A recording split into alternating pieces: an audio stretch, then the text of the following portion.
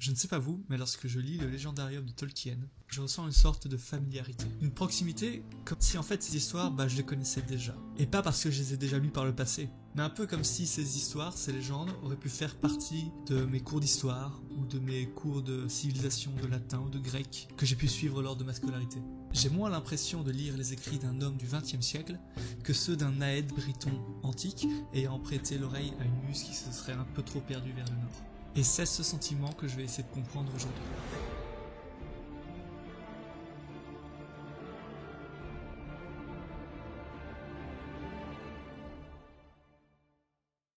On sait bien aujourd'hui que l'objectif de Tolkien lorsqu'il a commencé à rédiger son Légendarium, c'était de fournir un monde, des peuples et des légendes afin de rendre vivantes les langues qu'il avait inventées. Pour lui, une langue qui ne dispose pas d'une histoire propre et de sa mythologie est une langue morte. D'ailleurs, certains de ces textes sont à la base écrits en langue elfique et ensuite traduits en anglais. Mais la seconde motivation dans la construction de son Légendarium résidait dans l'envie de créer un ensemble de légendes pouvant former une mythologie pour l'Angleterre et les autres parties du Royaume-Uni. Et pour ce faire, on sait que Tolkien s'est inspiré de nombreuses autres cultures comme les contes germaniques, scandinaves, finlandais, celtes, romains, grecs même. Et donc l'histoire dont on va parler aujourd'hui s'appelle Les Enfants de Húrin et trouve sa principale source d'inspiration dans le poème finnois Kalevala. Bien évidemment, je vais spoiler presque entièrement Les Enfants de Húrin, donc soyez prévenus. La légende se concentre autour de Húrin, oui parce qu'on prononce Húrin, de sa femme, Morwen, et de leurs 3 enfants, leur fils Thorin, leur première fille Lalaith et leur seconde fille Nienor. Au début de l'histoire, Húrin participe à une bataille dantesque et finit par se faire capturer par les forces de Morgoth. Il est directement amené devant le Valar qui tente de le corrompre pour le ranger à ses côtés. Cependant, Húrin, qu'on nomme l'inflexible, se moque de lui. Rendu furieux par cet affront, Morgoth se venge en maudissant tous les descendants de la lignée de Húrin. Enfin, Morgoth rend Húrin immortel et le place sur un trône en haut d'une montagne et le condamne à observer sa descendance se démener face à leur destin. De son côté, Thorin, encore enfant, est toujours endeuillé par la perte de sa première sœur emportée par une maladie. Il se lie d'amitié avec Sador, qu'il appelle Labadal, cloche-pied littéralement, un vieil homme estropié s'étant lui-même asséné sa blessure accidentellement. Mais voilà, suite aux avancées des forces de Morgoth sur cette terre, Morwen décide d'envoyer son fils dans le royaume elfique de Doriath, où le roi Thingol et la reine Melian l'adoptent comme fils. Durant son séjour jusqu'à l'âge adulte, il apprendra les usages des elfes, recevra une éducation ainsi qu'un entraînement martial exceptionnel et se lie d'amitié avec l'elfe Beleg Arc de Fer. Suite à une altercation, Thorin va causer indirectement la mort d'un elfe, ce qui lui vaudra d'être banni du Doriath. Après une période d'errance, il rejoindra une troupe de hors-la-loi humains et changera pour la première fois de nom afin d'échapper à son destin maudit. Il se fait donc appeler Nathan, le dépossédé.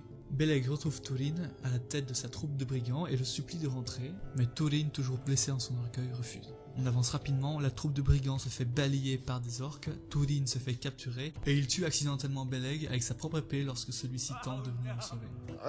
Oui, c'est la vacherie, quoi. Il est par la suite accueilli dans la cité elfe de Nargothrond, où il change une nouvelle fois de nom.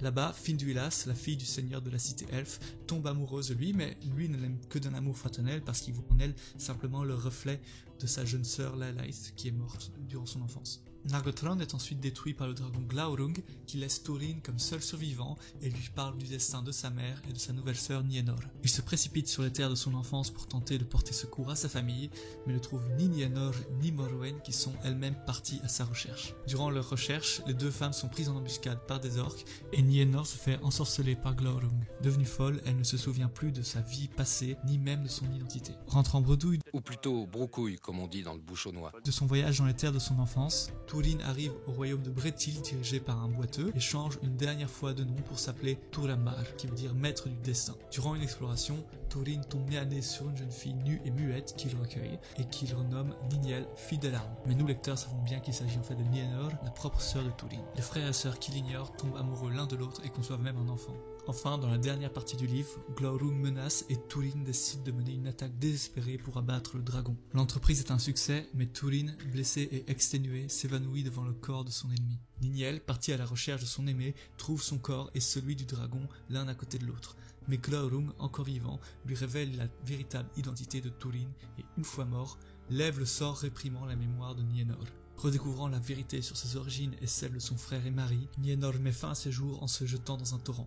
Peu après, Túrin se relève et apprend la vérité sur l'identité et le destin de Nienor. Il s'exclame alors que depuis son enfance il est aveuglé par la malédiction de Morgoth et met fin à sa vie en s'empalant sur sa propre épée. Voilà, maintenant je vais vous raconter une autre histoire que vous connaissez sans doute déjà, au moins en partie. Il y a longtemps en Grèce, le roi de Thèbes Labdakos a un fils, Laios. Laios est élevé par un seigneur étranger et une fois adulte abuse du fils de ce dernier. Laios est donc maudit par son père adoptif, ainsi sa lignée ne pourra jamais se perpétuer.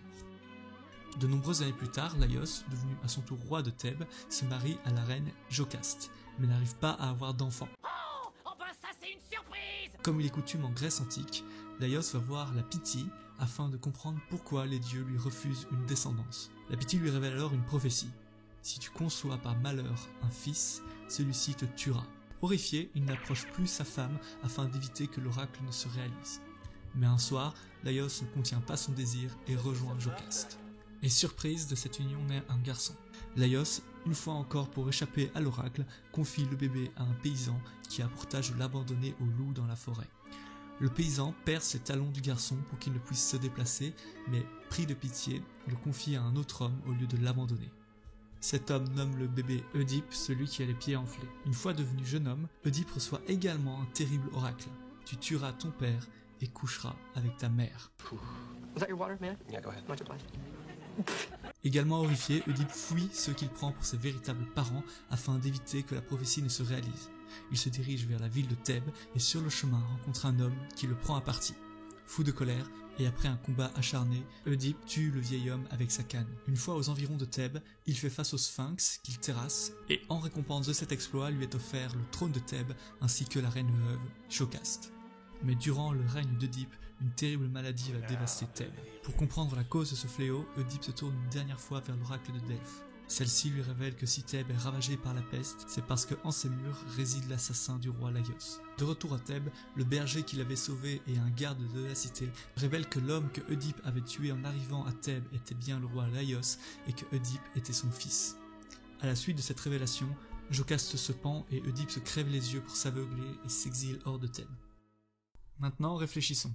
Dans les deux récits, nous sommes en présence de personnages maudits par les actes de leur père. Túrin est maudit par Morgoth de par la bravoure de son père, tandis que Oedipe est maudit suite aux méfaits du sien. Ces deux personnages n'ont de cesse de tenter d'échapper à leur destin, mais sans le savoir font en sorte de le précipiter.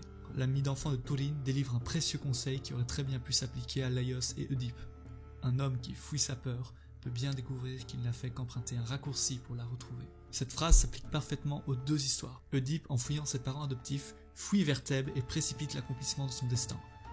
Túrin n'a de cesse de cacher son nom et de fuir ceux qui comptent pour lui afin d'échapper à la présence de Morgoth sans que cela ait un quelconque effet. Ses actions entraînent de toute façon la mort ou le malheur de ceux qui l'entourent. On peut également discuter des personnages secondaires et s'étonner de la proportion de personnages boiteux dans ces deux récits. Le grand-père d'Oedipe s'appelle Labdakos, ce qui signifie le boiteux littéralement. Son père s'appelle Laios, le déséquilibré, celui qui penche, et Oedipe signifie lui-même pied enflé.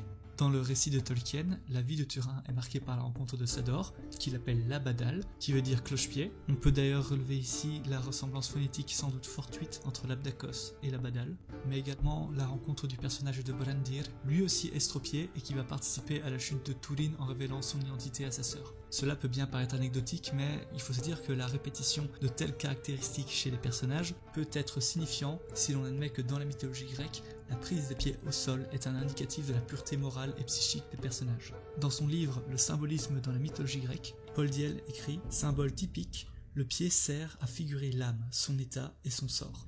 Le mythe compare ainsi la démarche de l'homme à sa conduite psychique. Des attributs blessés, mal chaussés, lavés dans le cas du mythe chrétien, ajoutent au symbole pied une qualité particulière qui oriente avec précision la traduction. Voir aussi le pied vulnérable d'Achille, symbolisant la vulnérabilité de son âme, son penchant à la colère, cause de sa perte.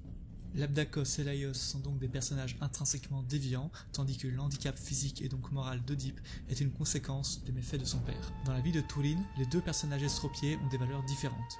Labadal est un conseiller de confiance et un sage, tandis que Brandir est un rival qui cause sa perte. Il y a évidemment la notion d'inceste qui est commune aux deux histoires, mais la comparaison peut également se faire par le mécanisme qui entraîne la prise de conscience des péchés des personnages. Dans les deux cas, les personnages apprennent la nature de leurs fautes via la révélation de leur identité et de celle de leurs proches par des tiers. Et enfin, on retrouve dans les deux cas le motif classique de la confrontation avec une créature fantastique qui terrorise les terres environnantes.